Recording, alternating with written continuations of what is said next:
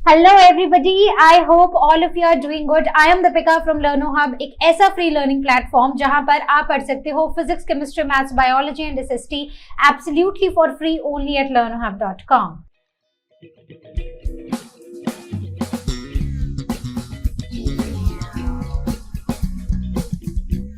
तो आप सबकी पॉपुलर डिमांड पर मैं लेकर आई हूं आईसीएसई क्लास 6 हिस्ट्री का चैप्टर जैनिज्म एंड बुद्धिज्म। तो चलिए देखते हैं वैदिक पीरियड से हम जैनिज्म और बुद्धिज्म के टाइम पर कैसे पहुंचे।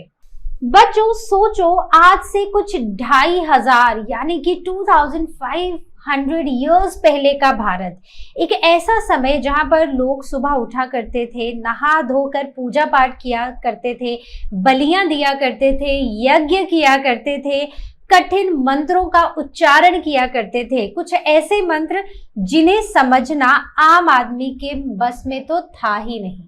धर्म एक आसान रास्ते की जगह एक बहुत ही डिफिकल्ट पजल बन चुका था, जहां पर ब्राह्मण लोग अपने तरीके से मंत्रों को और रस्मों को चेंज कर दिया करते थे, just for increasing their position in the society और साथ ही साथ अपना धन बनाने के लिए। इसके सिवा गरीब लोग या फिर शूद्र वर्ग के लोग, जो सबसे नीचे वाली कैटेगरी में आते थे लेटर वैदिक पीरियड में, उन सब का क्या? उन सबको तो वेदों को पढ़ने से भी मना किया गया था। वो इन सारे रिचुअल्स में पार्टिसिपेट भी नहीं कर सकते थे।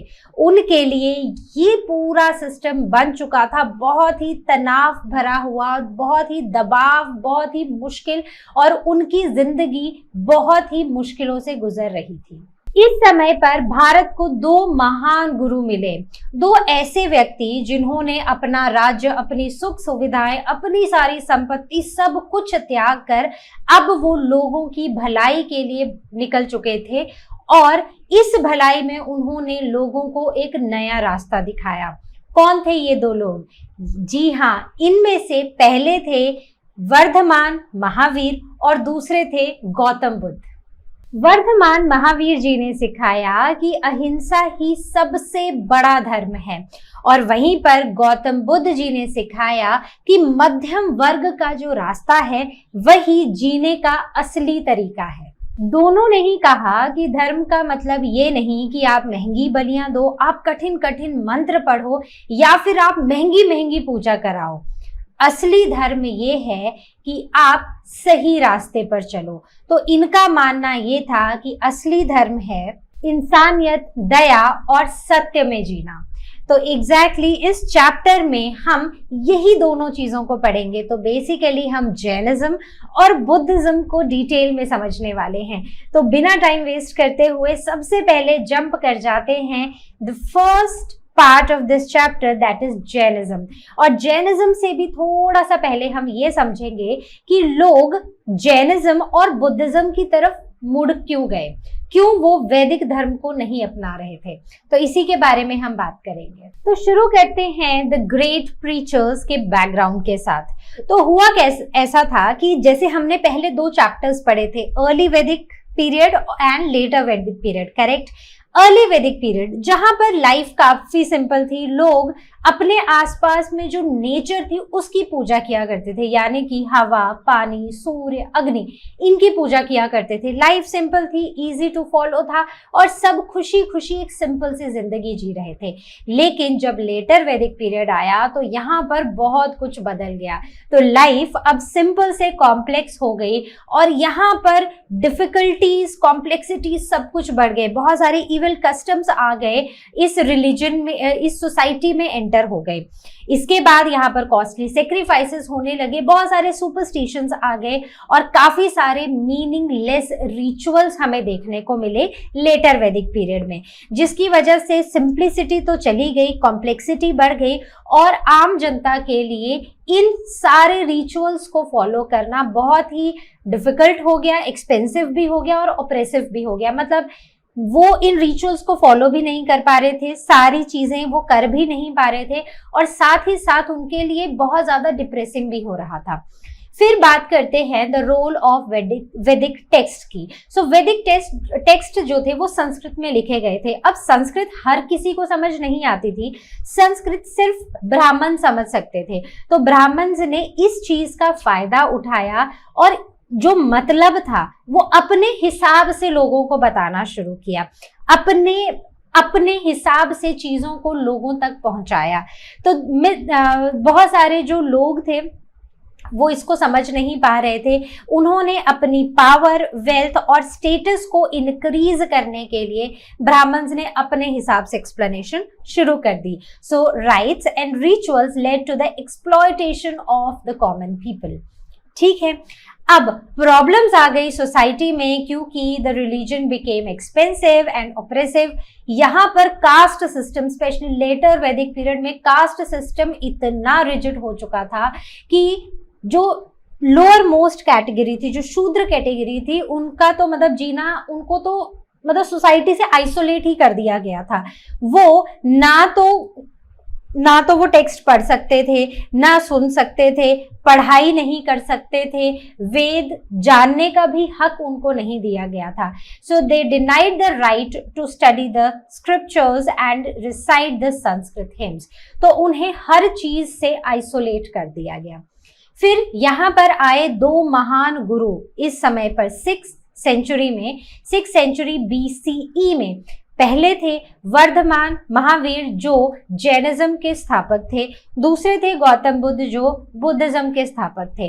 दोनों ने ही रिफॉर्म मूवमेंट स्टार्ट की against these prevailing social events. जो कास्ट सिस्टम, जो ब्राह्मणों ने अपने हिसाब से लोगों को एक्सप्लेनेशंस देना शुरू किया था, इन सब के अगेंस्ट उन्होंने रिफॉर्म्स शुरू कर दिए। So their teachings led to the to new religious sects जिन्हें बुलाया जाता है जैनिज्म और बुद्धिज्म। अब हम क्या करेंगे, हम सबसे पहले जैनिज्म से शुरू करेंगे। जैनिज्म क्या था? जो वर्धमान महावीर थे, उनकी अर्ली लाइफ कैसी थी, उन्होंने वो इस स्टेज तक कैसे पहुंचे जहां पर उनके फॉलोअर्स बनने लगे, ये सब कुछ हम पढ़ेंगे। तो शुरू करते हैं जैनिज्म, राइट। तो चलो शुरू करते हैं इनकी अर्ली लाइफ से। इनकी अर्ली लाइफ अगर आप देखोगे ना तो आप हैरान रह जाओगे, ये किस लग्जरी और कंफर्ट से निकलकर ये कहाँ चले गए। तो बात करते हैं, सबसे पहले he is regarded as the most important teacher of Jainism. इनका बर्थ हुआ था कुछ 540 BCE में कुंडाग्राम जो वैशाली के पास है। ये 24th गुरु यानी कि लास्ट तीर्थंकार, या फिर तीर्थंकार का मतलब होता है teacher. So he was 24th and the last tirthankara of Jains.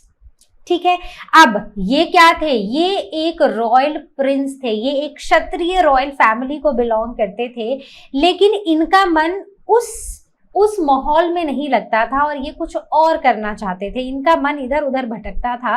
तो एट द एज ऑफ 30 इन्होंने सब कुछ छोड़ दिया, पूरी लग्जरी, कंफर्ट सब कुछ छोड़ के ये अपने घर से निकल पड़े in the search of truth. And he became ascetic, the one who gives up luxury and the comfort. अब क्या था? Now in search of the truth उन्होंने 12 साल वो इधर उधर घूमे। उन्हें वो ज्ञान नहीं मिला, लेकिन उन्होंने गिव अप नहीं किया। So he wandered place to place in seeking the truth. 12 साल तक उन्होंने कड़ी तपस्या की, बहुत कठिनाइयों का सामना भी किया, बहुत सारे सेक्रीफाइसेस भी किए, लेकिन फिर भी उन्हें एनलाइटनमेंट नहीं मिली। फाइनली जब उन्हें एनलाइटनमेंट मिली, जब उन्हें स्पिरिचुअल नॉलेज हुआ, तो उन्हें बुलाया गया जिना। जिना मतलब एक ऐसा इंसान जिसने अपने ऊपर, अपनी इच्छाओं के ऊपर, मतलब इन सब को नियंत्रण पा लिया हो और इन सब को अपने कंट्रोल में कर लिया हो। जैसे हम आज क्या है, एक चॉकलेट दिख जाए तो मन करता है ना यार खा ले, है ना। तो वो इन सब इच्छाओं से ऊपर उठ चुके थे, उन्होंने सेल्फ कंट्रोल कर लिया था और अब उन्हें बुलाया गया Jina. And his philosophy came to known as Jainism और इनके फॉलोअर्स को बुलाया जाता है जैन्स। क्लियर हो गया? आगे बढ़ते हैं। Now what were the teachings of Mahavir. ये ये वाला जो टॉपिक है ना, ये बहुत इंपॉर्टेंट है, क्योंकि यहाँ से हो सकता है एक ही टॉपिक उठा के आपसे पूछ लिया जाए, हो सकता है कि आपको 3 मार्क्स में इनकी टीचिंग्स को एक्सप्लेन करने के लिए पूछा जाए। तो ध्यान से समझना है सारे पॉइंट्स को, और उनके अंदर आप क्या लिखोगे ये सब आपको पता होना चाहिए।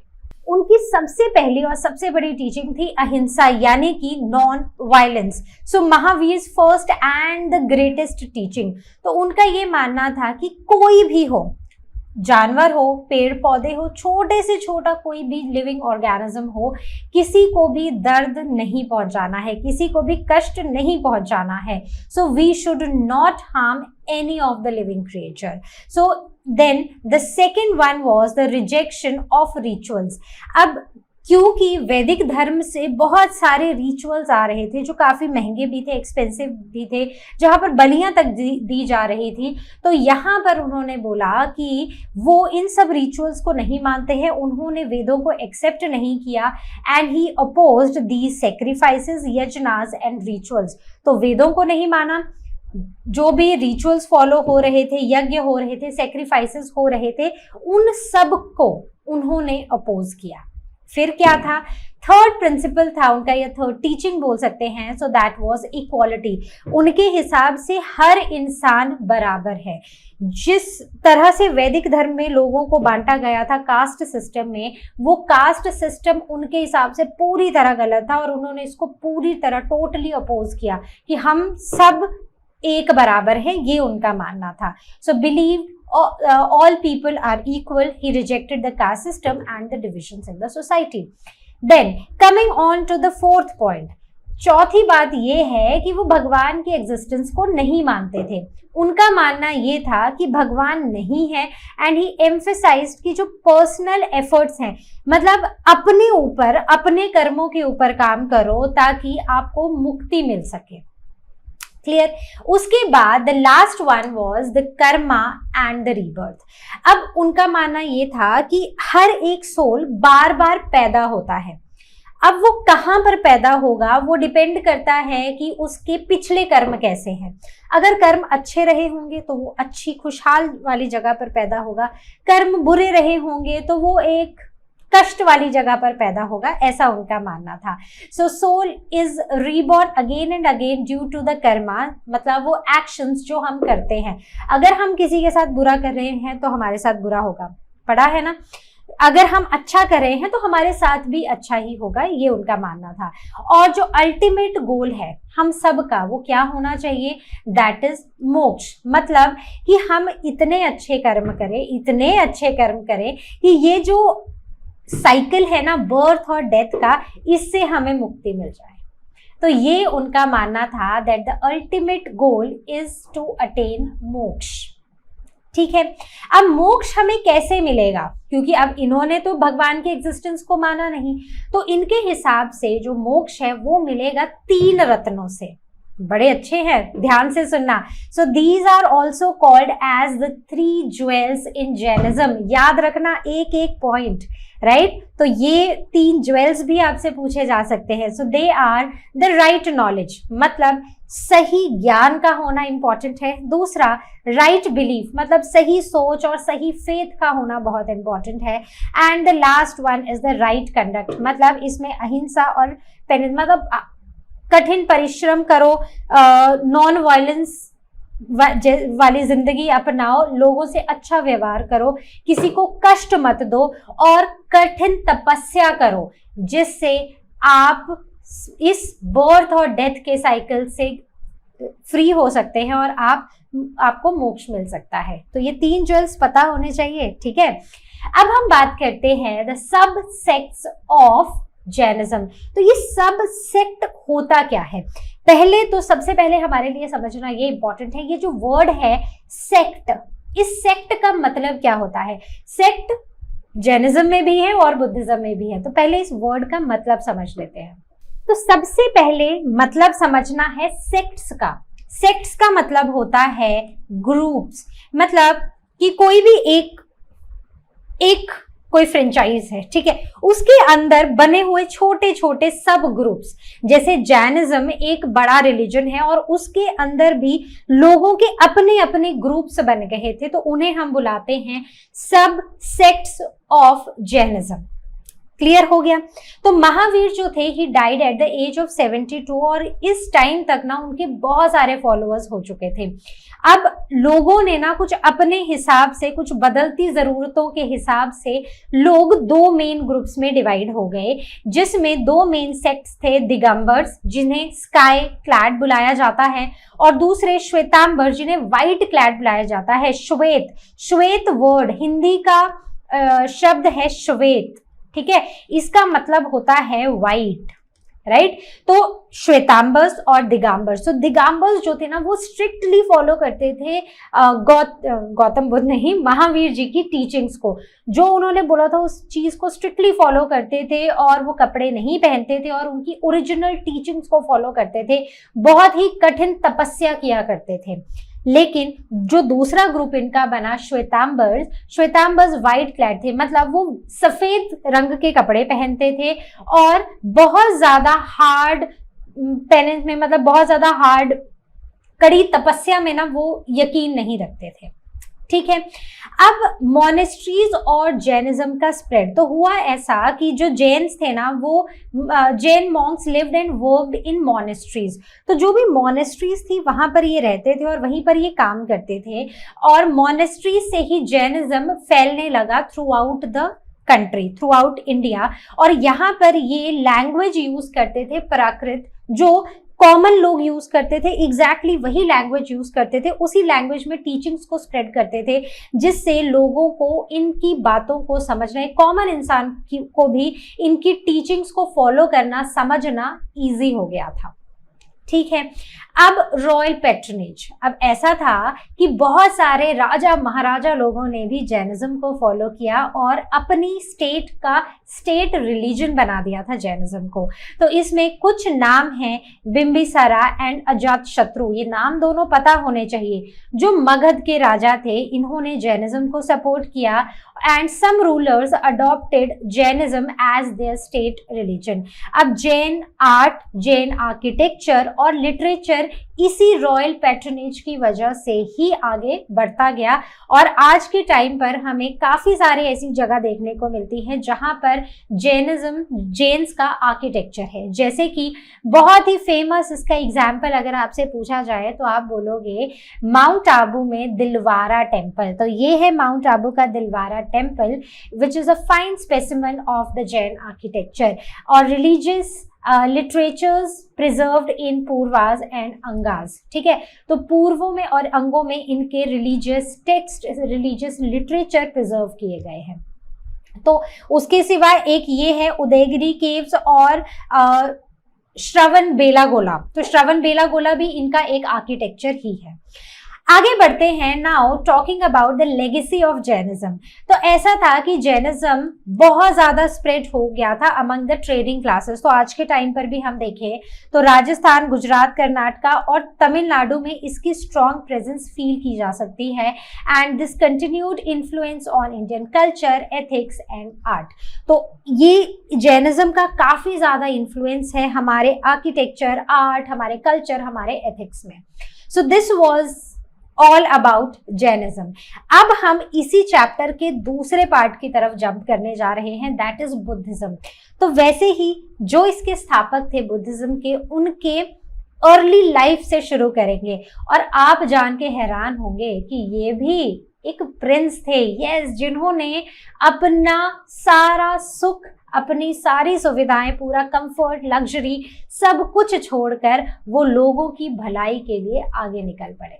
इनकी अर्ली लाइफ की बात करें तो इनका असली नाम था सिद्धार्थ, जिन्हें बाद में गौतम बुद्ध के नाम से जाना गया। He was born in 567 BCE at Lumbini near Kapilavastu.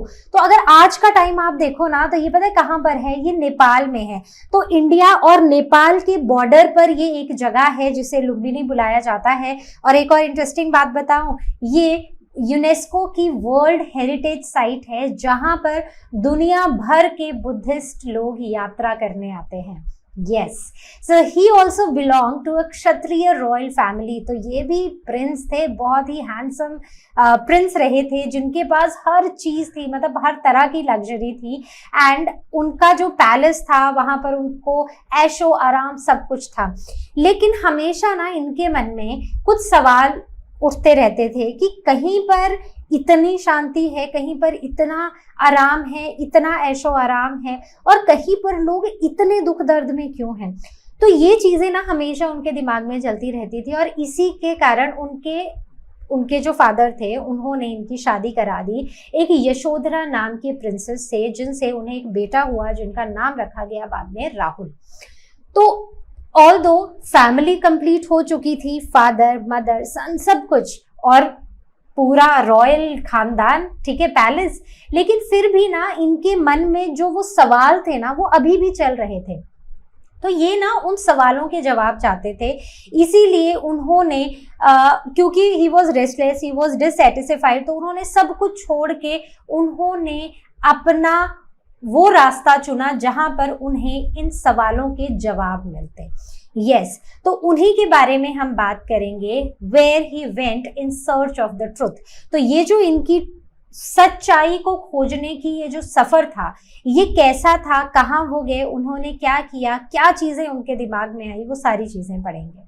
तो सच की खोज में जब गौतम बुद्ध निकले तो उन्होंने ना 4 साइट्स देखी, जिन्हें द 4 ग्रेट साइट्स कहा जाता है। याद रखना, ध्यान से सुनना। तो ये उनकी लाइफ का ना टर्निंग पॉइंट था। तो वो अपने रथ पर बैठे, वो अपने महल से निकले। सबसे पहले उन्होंने एक बूढ़ा इंसान देखा, जिससे उन्हें ये पता चला कि बुढ़ापा हर किसी को आना है।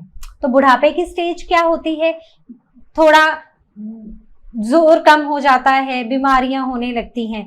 तो एक सत्य तो ये है कि हम सबको बुढ़ापा आना है, ठीक है। दूसरा, सिक मैन, की बीमारी कहीं पर कभी भी किसी को भी आ सकती है। तीसरा, डेड मैन, एक ऐसा इंसान जो मर चुका है, ठीक है, तो मतलब मौत भी निश्चित ही है। तो ये 3 उन्होंने साइड्स देखी जो दर्द से, मिजरी से भरी हुई थी।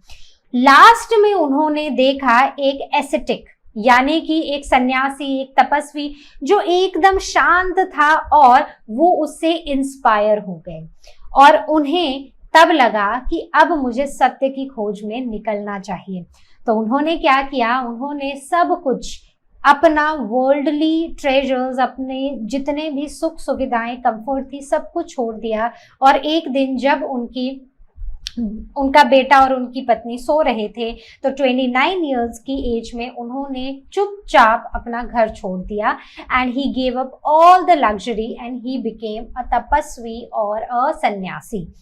Then the meditation and enlightenment. तो वो 6 साल इधर से उधर घूमते रहे सच की खोज में, लेकिन उन्हें वो चीज नहीं मिली। लेकिन वही बात है, उन्होंने कभी भी हार नहीं मानी। फिर एक दिन वो पीपल के पेड़ के नीचे बैठ गए बोध गया में, और वहां पर वो मेडिटेट करने लग गए। 49 डेज उन्होंने मेडिटेट किया, और फिर उन्हें मिली enlightenment, and then he became the Buddha, the enlightened one. This realized the cause of human sufferings and how to overcome it. और अब उनको समझ आया कि जो लोगों की, जो हम सब की, जो एक कॉमन इंसान है, जो इंसान है, उसकी जिंदगी में सफरिंग्स क्या हैं, उनका रीजन क्या है, और कैसे हम उन सफरिंग से ऊपर उठ सकते हैं। तो ये बात उन्हें यहाँ पर बोध गया में समझ आ चुकी थी। फिर क्या था, फिर उनकी प्रीचिंग और उनकी डेथ के बारे में समझते हैं।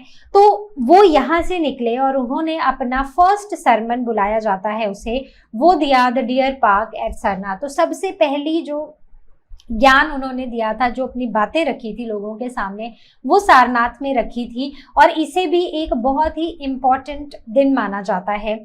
The preaching was simple message के थ्रू उन्होंने लोगों तक अपनी बातें पहुंचाई, कोई डिफिकल्ट चीजें नहीं थी, और 45 इयर्स तक वो अपनी बातों को लोगों तक, एक कॉमन मैन तक पहुंचाते गए। And at the age of 80 वो कुशीनगर में उनकी डेथ हो गई, और तब तक उनके बहुत सारे फॉलोअर्स बन चुके थे, और बहुत ज्यादा लोग बुद्धिज्म को फॉलो कर रहे थे। Now the Buddhas philosophy called Buddhism. तो बुद्धा की फिलॉसफी को बुलाया जाता है बुद्धिज्म। तो बुद्धिज्म ने लोगों को एक बीच का रास्ता दिखाया जिंदगी जीने का, ना तो हिंदुइज्म की तरह बहुत ही डिफिकल्ट रिचुअल्स और बड़ी बड़ी बलियां देना, बहुत कॉम्प्लेक्स मंत्र पढ़ना, ना ही जैनिज्म की तरह बहुत हार्ड तपस्या करना। उन्होंने एक बीच का रास्ता लोगों को दिखाया टू अवॉइड बोथ लग्जरी और बहुत ज्यादा हार्ड कोर तपस्या करना। तो इसे बुलाया जाता है द मिडिल पाथ। तो Buddhism is known for the middle path. Clear हो गया? तो ये छोटे छोटे पॉइंट्स हैं जो पता होने चाहिए। So the main principles are based on the 4 noble truths. ठीक है, मेन प्रिंसिपल्स में 4 नोबल ट्रुथ्स आते हैं और 8 फोल्ड पाथ आता है जिसे अष्टांगिक मार्ग कहा जाता है बुद्धिज्म में। क्या आपको याद है हमने जैनिज्म में 3 ज्वेल्स पढ़े थे? कौन कौन से थे? डिफिकल्ट लग रहा है तो केबीसी खेल लेते हैं। ठीक है, so right knowledge, so everything is right, remember that. So 3 jewels में everything is right, right knowledge, right belief and right conduct, so KBC। ठीक है, तो यहां पर हमारे जो बुद्धिज्म है, बुद्धिज्म में 2 मेन प्रिंसिपल्स हैं जिनके ऊपर इनकी टीचिंग्स हैं।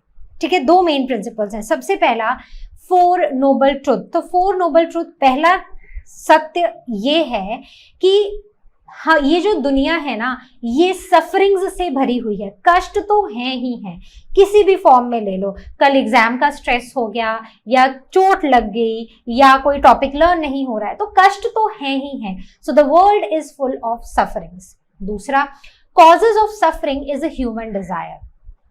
अब जो हमारी सफरिंग्स हैं वो उनका मेन रीजन क्या है? उनका मेन रीजन है हमारी डिजायर, राइट? चाहे एग्जाम्पल अच्छा नहीं है बट मैं बताना जरूर चाहूंगी। जैसे पढ़ोगे लिखोगे ना तभी तो कुछ अच्छा बनोगे, है ना? तभी तो अच्छी नौकरी मिलेगी, तभी तो पैसे कमाओगे, तभी तो जिंदगी में ऐश करोगे। तो एग्जैक्टली एग्जाम्पल आई नो अच्छा नहीं है लेकिन फिर भी समझने के लिए इंपॉर्टेंट है। तो इसलिए सफरिंग्स का जो मेन कॉज है वो है हमारी इच्छाएं। Third point, suffering end by overcoming desires. ठीक है, तो अगर आप चाहते हो कि आपकी सफरिंग्स खत्म हो जाए तो आपको इन डिजायर्स से ऊपर आना पड़ेगा। अब टेंशन हो रही है कि यार चॉकलेट खानी है, चॉकलेट खानी है, चॉकलेट खानी है, और मिल नहीं रही है, घर में है नहीं, मम्मी पैसे दे नहीं रही है, तो कैसे खाएंगे चॉकलेट, है ना? तो है ना, ऐसे फालतू में परेशान हो रहे हो। तो if we are able to control ourselves, अगर हम अपने डिजायर्स पे कंट्रोल पा लेते हैं, सो दैट मतलब तो वो एक नोबल ट्रूथ है। Then overcoming desires leads to nirvana, the freedom from rebirth. तो ये जो चक्र है, डेथ और बर्थ का जो चक्र है, अगर हमें इससे मुक्ति पानी है तो हमें अपने डिजायर्स से ऊपर उठ जाना होगा। ठीक है, लेकिन इन सारे पॉइंट्स में मैं ये कहीं भी नहीं कह रही हूं कि पढ़ना नहीं है। तो अगर पढ़ना नहीं है तो फिर ऐसा रास्ता चुनना है जहां पर ना आपको परेशानी हो ना आपके पेरेंट्स को। ठीक है, जो आज की लाइफ में इतना आसान नहीं है, इसलिए पढ़ो, अच्छे से पढ़ो। आगे बढ़ते हैं। Now we will be talking about the 8 fold path. बहुत इंपॉर्टेंट है, बहुत ही एग्जाम पॉइंट ऑफ व्यू से इंपॉर्टेंट है और हमारी अपनी लाइफ में सीखने के लिए भी बहुत इंपॉर्टेंट है। इस 8 फोल्ड पाथ में सबसे पहले है राइट बिलीफ, यानी कि सही विश्वास होना बहुत ज्यादा जरूरी है।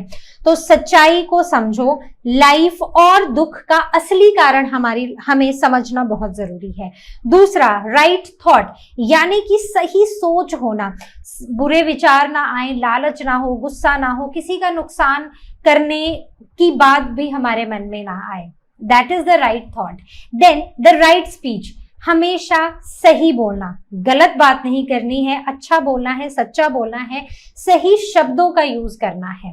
देन राइट एक्शन, यानी कि काम सही करो, जो आपके एक्शंस है ना वो सही होने चाहिए। मतलब दयालु बनो, डोनेट करो, लोगों की हेल्प करो, ना कि उनसे कुछ लेने में लगे रहो। Then right livelihood, right livelihood यानी कि सही रोजी रोटी। तो जो आप खा रहे हो वो आपकी मेहनत से हो, किसी से चुराया हुआ ना हो। Example, right. Then right effort, मतलब मेहनत सही होनी चाहिए। तो अपने जितने भी बुरे विचार हैं, जो भी दुख करके हमें हमेशा अपने बुरे विचारों को दूर रखने की कोशिश करनी है। देन राइट मेमोरी, जो याददाश्त है ना वो भी सही होनी चाहिए, माइंडफुलनेस होनी चाहिए।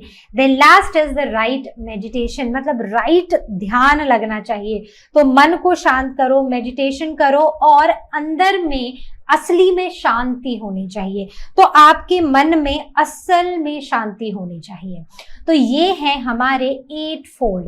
अब इसमें आपको एज सच तो आपकी बुक के हिसाब से कोई डिस्क्रिप्शन की जरूरत है नहीं, मतलब आपको कोई बड़े बड़े आंसर्स नहीं आएंगे, लेकिन आपको ये सारे याद होने चाहिए। तो केबीसी याद है ना, the 3 jewels, knowledge, belief and conduct. अब यहाँ पर ये 8 कैसे याद रखोगे, तो उसके लिए मैं आपको एक न्यूमोनिक दे रही हूँ, ठीक है। तो न्यूमोनिक क्या है? So the mnemonic is, yes, so mnemonic is big tigers sleep at large, eating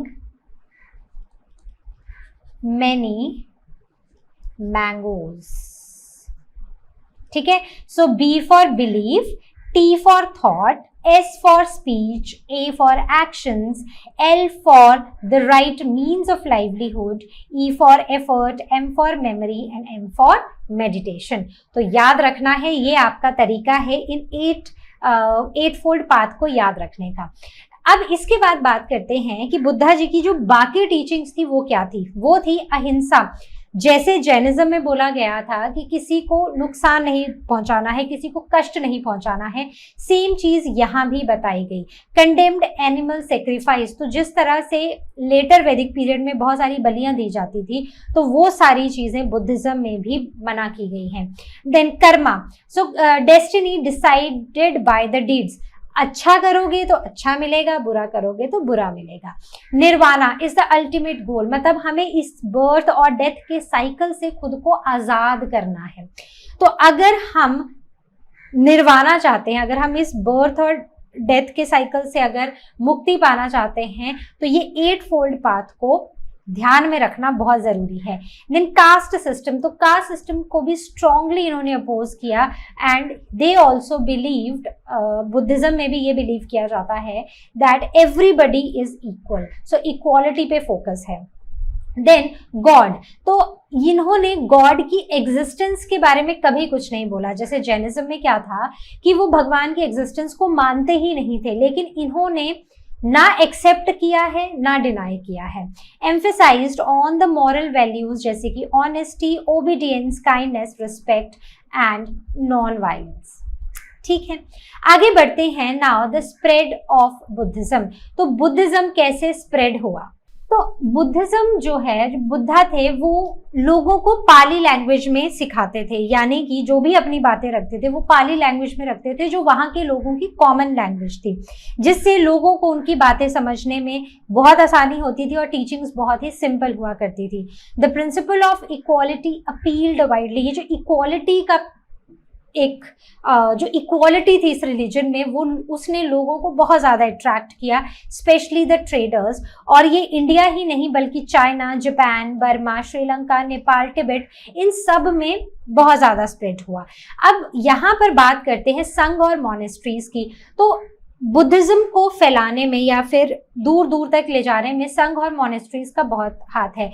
यहाँ पर बहुत सारी एस्टैब्लिश्ड मॉन्क्स ने बहुत सारे संघ बनाए, मॉन्क्स और नन ने बुद्धिज्म को बहुत ज़्यादा स्प्रेड किया and even the monasteries became the centre of education and learning. और कुछ किंग्स थे जैसे कि किंग अशोका, उन्होंने बड़ी बड़ी यूनिवर्सिटीज़ भी बनाई, बुद्धिस्ट यूनिवर्सिटीज़, जिसमें से जो सबसे फेमस है वो थी नालंदा यूनिवर्सिटी, जिन्होंने बुद्धिज्म को बहुत ही ज़्यादा स्प्रेड कर दिया।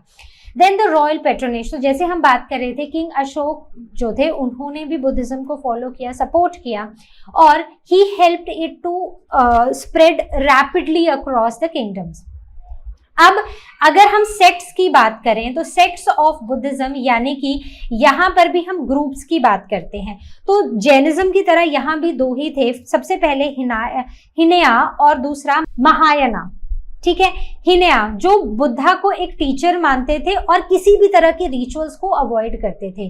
दूसरे थे जो बुद्धा को भगवान मानते थे और यहाँ पर अब रिचुअल्स बुद्धिज्म में भी शुरू हो चुके थे। तो ये थे दो सेक्ट्स। अब बात करते हैं इनके लिटरेचर और आर्ट की। तो जो बुद्धिस्ट रिलीजियस टेक्स्ट थे वो त्रिपिटका और जटाकास थे। इन्होंने दिस बुद्धिज्म, ये जो रिलीजन था, inspired the development of art, architecture and the literature and the monks lived in viharas यानी कि मोनेस्ट्रीज, और वहां से ही इन टीचिंग्स को स्प्रेड किया जाता था। अब बात ये है कि जब सब कुछ इतना सिंपल था, जब सब कुछ अच्छा चल रहा था, तो डिक्लाइन कैसे हुआ बुद्धिज्म का इंडिया में। अब इसके डिक्लाइन के ना कुछ रीजंस थे, जैसे कि सबसे पहले जो हिंदुइज्म था, क्योंकि लोग हिंदुइज्म को छोड़कर अब जैनिज्म और बुद्धिज्म में जा रहे थे, तो हिंदुइज्म ने खुद को चेंज किया, रिफॉर्म किया, प्योरीफाई किया एंड रीगेन द पॉपुलैरिटी। तो लोग वापस से अपने रिलीजन की तरफ जाने लगे। जो गुप्ता किंग्स थे उन्होंने भी हिंदुइज्म को बहुत ज्यादा प्रमोट किया instead of Buddhism.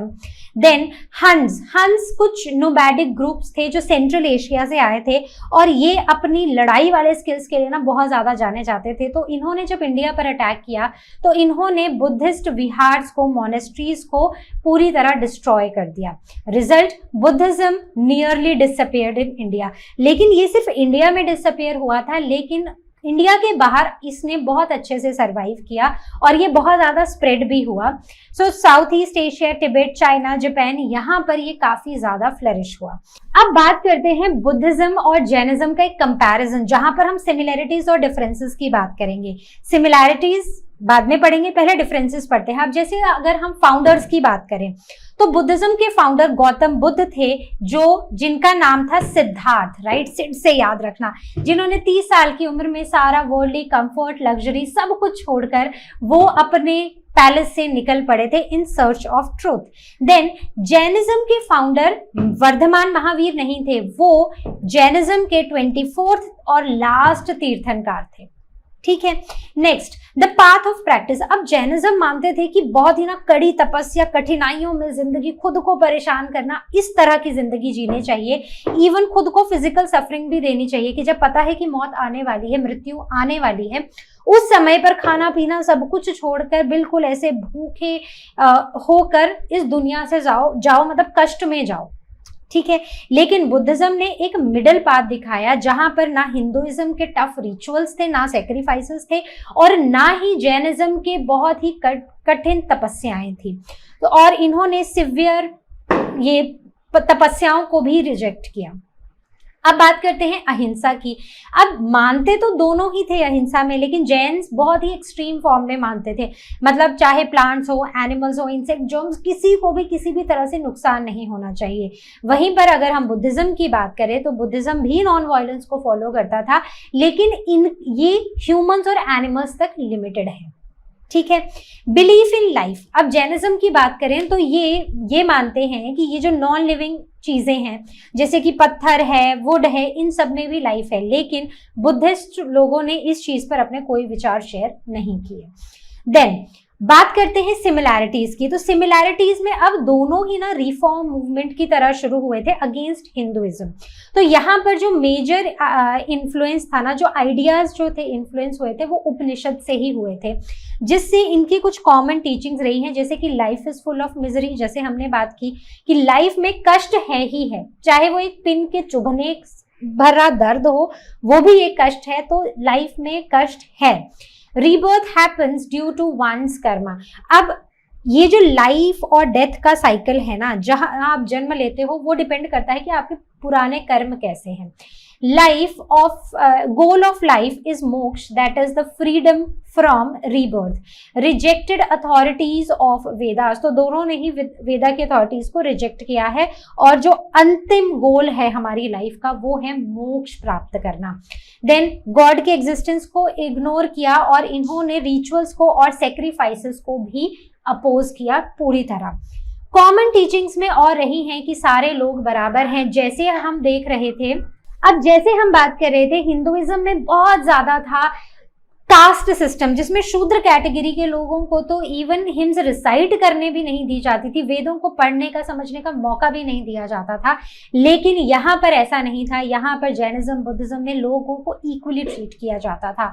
Upheld the moral and the ethical values and अहिंसा, इन्होंने मॉरल वैल्यूज भी, इनके एथिक्स, इनका अहिंसा, नॉन वायलेंस, ये सब कुछ दोनों में सेम रहा है। इन्होंने लोगों की कॉमन लैंग्वेज में लोगों को समझाया, जिससे लोगों तक उनके मैसेजेस बहुत ही क्लियरली पहुंचे। Then both gained the royal patronage, specially the Mauryan rulers, तो दोनों को ही कहीं ना कहीं किसी ना किसी किंगडम से एक पुश मिला, जिससे वो बहुत ज्यादा स्प्रेड हुआ। So this was all from our today's session. I hope ये जो चैप्टर है ये आपको क्रिस्टल क्लियर हो गया होगा। कहीं पर कोई भी डाउट हो, please ask it on ask question section, और you can book your class with Learner Hub Swayam. I'll see you next time with the next video. Till then, you all take care.